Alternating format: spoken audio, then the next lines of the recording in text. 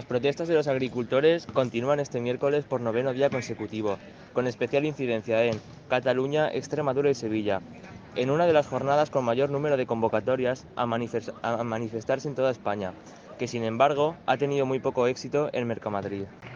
Los agricultores denuncian la crisis que atraviesa el campo, en concreto las pequeñas explotaciones, que cada vez hacen más difícil mantener su actividad con la subida de los costos de producción. En Andalucía han cortado en ambos sentidos el tráfico en el kilómetro 97 en la A44, en Granada. Pero en esta comunidad autónoma las vías más afectadas están en Sevilla, en Araal, Navarredonda y Villanueva de San Juan y también en Algamitas. El día 5 de la Comunidad Valenciana empezó a las 7 de la mañana cuando los tractores y ganaderos se concentraban alrededor del kilómetro 327, en la A3, la cual quedó bloqueada de 8 a 9 y media de la mañana, hasta que la Guardia Civil pudo intervenir. El último día en el que hay convocada una manifestación es el viernes 23 de febrero en León.